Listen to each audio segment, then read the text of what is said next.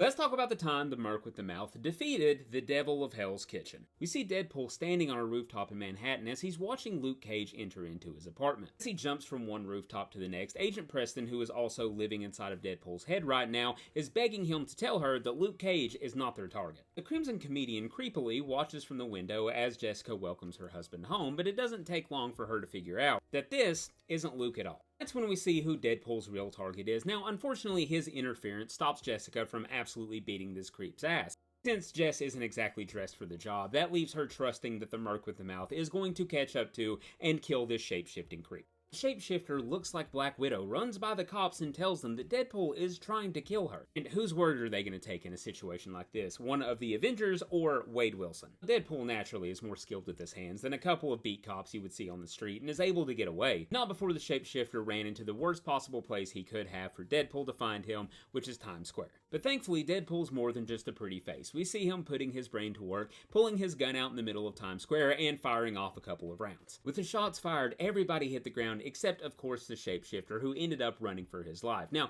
those shots allowed Wade to resume his chase, but it didn't stop the shapeshifter from taking the form of a helpless young cheerleader who, of course, random civilians are going to step in the way and try to defend. Wade doesn't have time to waste. He breaks the civilian's arm and then goes on about his hunt. Only this time, he's stopped by the man without fear. Now, of course, Deadpool just assumes this is the shapeshifter again. He's taken the form of heroes before, he's doing it now. So, he pulls his guns out and gets ready for a fight. And Matt thinks to himself that before Deadpool can even throw the first punch, his senses are already assaulted. He smells like a fart coming out of a rotting corpse. He has cheap Mexican food on his breath. He has fresh cilantro in one of his pockets.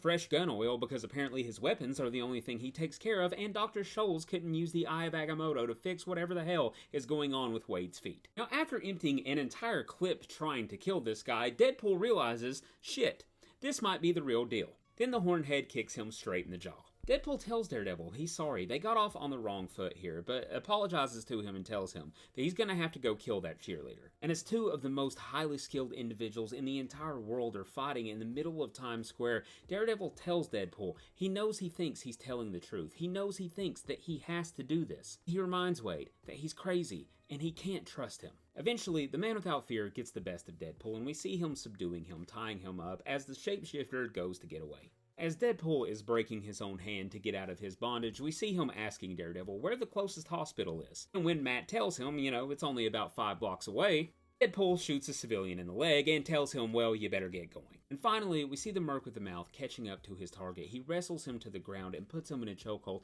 telling him that he got his powers from a demon, but he could have been anything. He got the ability to shapeshift. He could have used that power to do some kind of good in this world. Instead, he became a creepy peeping Tom. While the shapeshifter tells Wade, you won't kill me, you're a hero. With the sound of a snapping neck, Deadpool reminds him, no, I am not.